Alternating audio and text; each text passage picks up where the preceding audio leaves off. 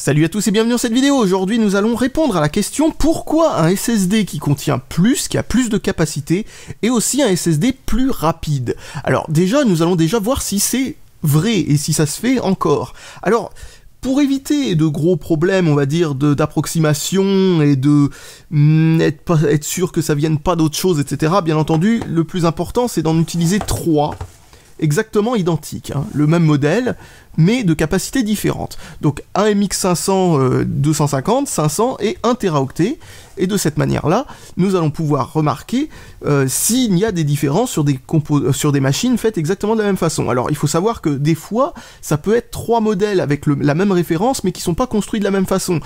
Ça dépend des marques, ça dépend de comment ils font. Mais là, en l'occurrence, ils utilisent le même contrôleur mémoire, et en dehors de la capacité de mémoire qu'il y a dedans et de la mémoire vive, tout le reste est identique. Alors la quantité de mémoire vive peut aussi avoir une influence ou ce genre de truc, mais en réalité, ça ne fait pas vraiment d'influence particulière, car l'augmentation de la mémoire vive pour les modèles qui ont plus de capacité permet juste de pouvoir faire un petit quelque chose qui est en rapport avec ce que je vais vous expliquer plus tard, et qui normalement ne devrait pas venir vraiment peser dans la balance au niveau de la vitesse. Les puces de mémoire flash sont les mêmes entre les différents modèles, donc normalement il ne devrait pas y avoir de problème. Alors la première chose que j'ai faite, c'est tester tous ces SSD et voir la vitesse auquel ils vont. Et là, le problème est que, quand ils sont vides et qu'ils n'ont jamais été utilisés, leur vitesse est la même. Alors du coup c'est un petit peu problématique pour se rendre compte de ce que je voulais vous expliquer, parce que là en l'occurrence on est en train de se dire, ah bah mince en fait maintenant il n'y a plus de différence du tout, en fait ça c'est un problème qui était du passé, etc. à l'époque des premiers SSD, et maintenant il n'y a plus ce problème, les SSD vont tous à une vitesse phénoménale, etc. de base, même si on prend le 250 Go. Problème c'est que c'est pas totalement vrai, car après les avoir remplis de données, on peut se rendre compte qu'il y a quand même une différence flagrante de débit, surtout en écriture, entre les différents modèles. En fait, c'est très simple. Ce que l'on peut voir, c'est que en vitesse de lecture, c'est la même chose quoi qu'il arrive.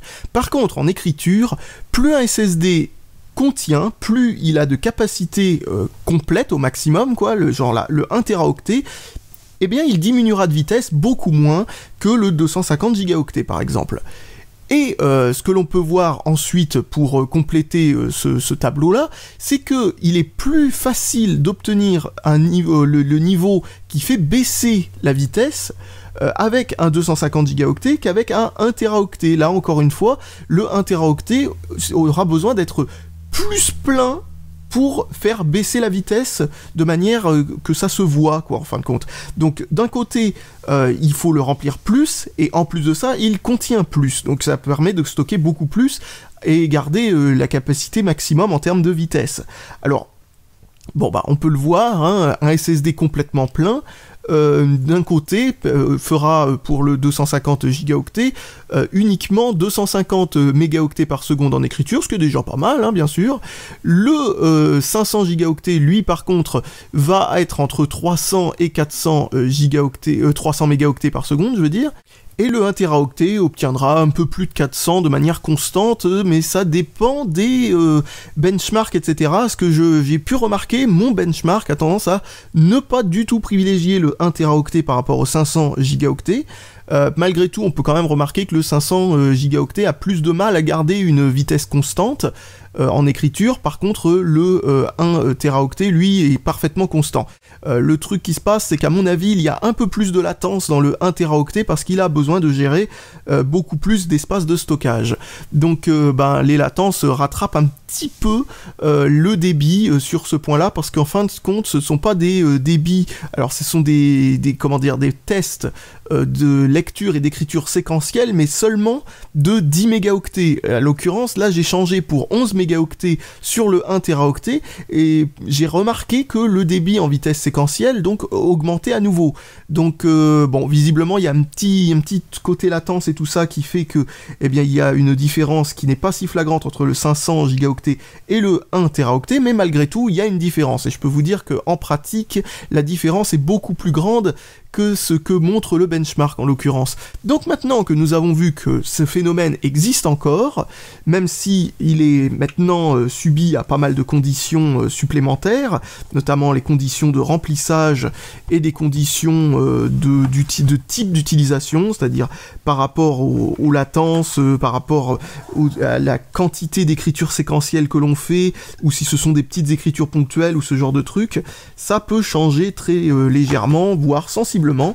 Le résultat que l'on a, parfois, un 250 gigaoctets aura exactement les mêmes performances que le 1 teraoctet, quoi qu'il arrive, quoi qu'on fasse, peu importe le remplissage, juste parce que votre utilisation du stockage ne viendra pas du tout toucher, on va dire, la corde sensible qui fait baisser le débit. Donc il y a eu énormément de progrès quand même sur ce point-là, depuis l'époque des premiers SSD, voire même des SSD qui sont sortis il y a seulement 3-4 ans, quoi. Donc c'est déjà pas mal, ça. Mais bon, maintenant nous allons voir en interne la raison de ceci. Un autre point à mettre en parallèle avec ce que je disais sur le débit, c'est aussi tout ce qui est en rapport avec, bien entendu, l'usure. Parce que plus un SSD contient, et plus l'usure sera répartie sur une plus grande quantité de puces mémoire et de blocs mémoire, enfin bon voilà. En gros, plus vous stockez sur un SSD, et plus il y a de chances qu'il y ait de données stagnantes, c'est-à-dire en gros de données que vous n'allez pas réécrire sans arrêt. Par contre, plus un SSD est petit, plus il contient surtout le système d'exploitation et ce genre de trucs. Alors, on va commencer à désosser tous les SSD et je vous retrouve une fois que c'est démonté. Alors déjà, on peut voir très clairement une grosse différence. Vous voyez que vous avez le 250, le 500 et le 1 teraoctet ici. Comme vous pouvez le constater, voici deux SSD où il n'y a aucune puce sur cette face-là. Pendant ce temps-là, celui-là est complètement peuplé, il y a des puces de ce côté-là, intégralement, une puce de RAM ici, ce qui veut dire qu'en fait, c'est pas que c'est la plaque est inversée ou je ne sais pas quoi, non, non, là il y a des puces dans les deux faces, et sur ces deux-là, il y en a que sur une seule face. Maintenant on va voir la deuxième face, et voici la deuxième face de chacun de ces SSD. Alors comme vous avez pu le remarquer, ces deux SSD n'ont rien de l'autre côté, celui-là en a sur les deux faces. Le 1 teraoctet, celui qui contient le plus, a le plus de puces. Celui qui est au milieu a 8 puces, et celui qui n'a que 250 gigaoctets se retrouve avec seulement 4 puces. Alors, vous allez me dire, si vous êtes vraiment très techniquement avancé, que le composant qui gère toutes ces puces est quad channel, c'est-à-dire qu'en gros, il utilise que 4 canaux en même temps. 4 canaux, c'est-à-dire en gros, ici 4 puces, ici 2 puces par canot, et ici 4 puces par canot.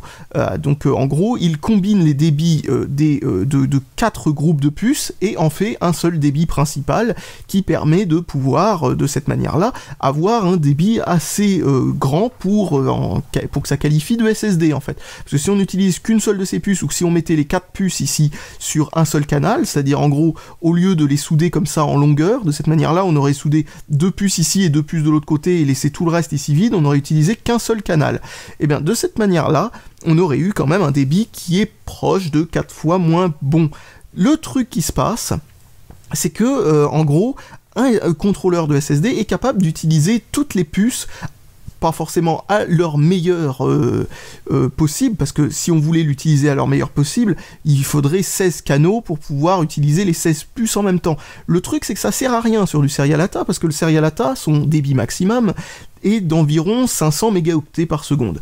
Donc 500 mégaoctets par seconde, on sature ça parfaitement et bien comme il faut, avec 4 canaux uniquement, et c'est largement suffisant. Le truc qui se passe, c'est que comme vous avez vu, ça fait quand même différence en écriture. Pourquoi ?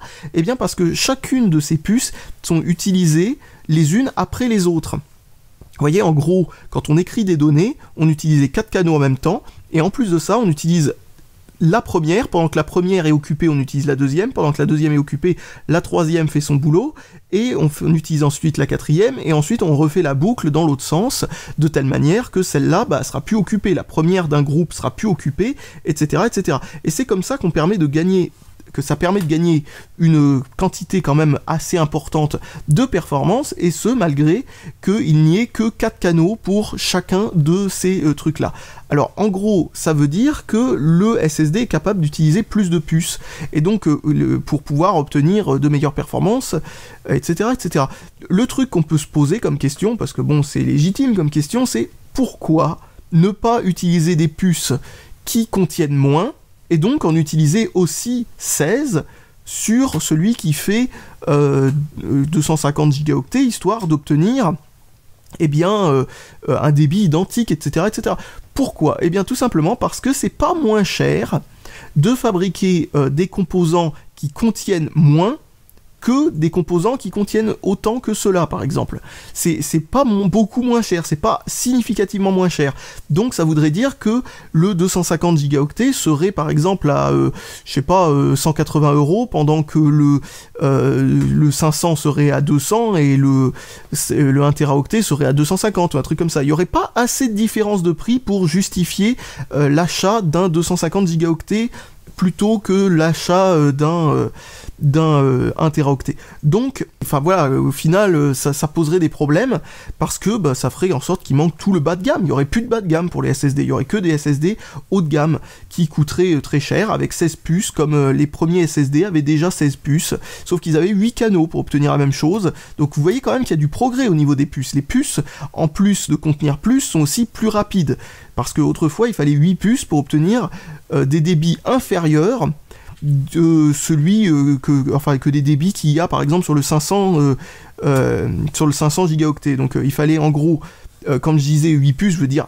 16 puces mais 8 canaux pour obtenir le même résultat. Donc vraiment là maintenant il faut 16 puces et seulement 4 canaux. Donc vraiment on a eu une augmentation au niveau du débit qui est assez phénoménale. Ce qui fait d'ailleurs que maintenant les basse capacité comme celui-là, en tout cas quand ce sont des très bons modèles, comme par exemple le MX500 de chez Crucial, eh bien on va dire le petit modèle, celui qui n'est pas, on va dire, très fourni en mémoire, se retrouve quand même avec des débits tout à fait honnêtes. C'est grâce à ça, et uniquement grâce à l'amélioration des puces, etc., etc., et aussi l'amélioration en partie du contrôleur. Mais c'est surtout le débit des puces et l'interface qui relie les puces au contrôleur qui a fait pour beaucoup dans cette amélioration. Parce que dès le début, on a toujours eu l'idée, enfin pas dans tous, mais sur beaucoup de SSD, il y avait de la mémoire vive pour accélérer, un contrôleur qui était carrément capable d'utiliser le double de canaux. Donc voilà, c'est vraiment les puces qui se sont améliorées à mort. Donc, est-ce que utiliser 8 canaux plutôt que 4 permettrait de faire en sorte que celui-là soit plus rapide que le 1 teraoctet ? Bah non, en l'occurrence ce serait pas possible, parce qu'encore une fois, il ne suffit que de 4 puces pour avoir un 250 gigaoctets, et il ne faudrait que 2 puces, ce qui utiliserait même pas les 4 canaux, mais seulement 2 des 4 canaux, pour obtenir un 120 gigaoctets. Donc là, vous verrez, s'il y avait eu un modèle du même SSD fabriqué de la même façon, mais en 120 gigaoctets, ce modèle-là aurait été vraiment clairement plus lent.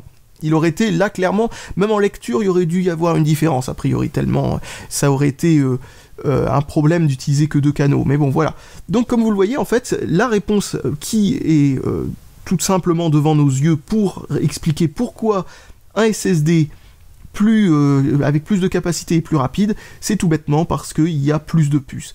Et plus de puces veut dire pouvoir plus facilement enfin le contrôleur peut comme ça manager les puces de telle manière qu'elles puissent attendre, surtout sur les grosses écritures, pouvoir passer à tour de rôle d'une puce qui est occupée à une puce qui ne l'est pas, pour pouvoir gagner du temps, et ce malgré le même nombre de canaux entre chacun de ces modèles. Un autre truc qu'on peut voir entre chacun de ces modèles, c'est que clairement le modèle bas de gamme n'est pas particulièrement mal loti par rapport au modèle haut de gamme. Certes, il a moins de puces bien entendu, mais sinon il dispose du même contrôleur, le 500 gigaoctets a le même contrôleur et la même mémoire vive, et celui-là a le double de mémoire vive. Je suppose que ça a un rapport avec le fait d'avoir une file d'attente en fait plus longue pour pouvoir, vous savez, comme je disais, manager les puces pour les utiliser les uns après les autres par groupe de 4, bah, ça demande de stocker plus de données à l'avance avant de les écrire. Enfin, vous voyez ce que je veux dire, en gros de stocker plus de données temporaires, le double en l'occurrence. que sur celui-là, et donc au final, eh bien, le doublement de la mémoire vive était à prévoir pour améliorer la situation. Donc voilà, je pense qu'il n'y a plus rien de spécial à dire là-dessus, et je vous dis salut à tous et à la prochaine.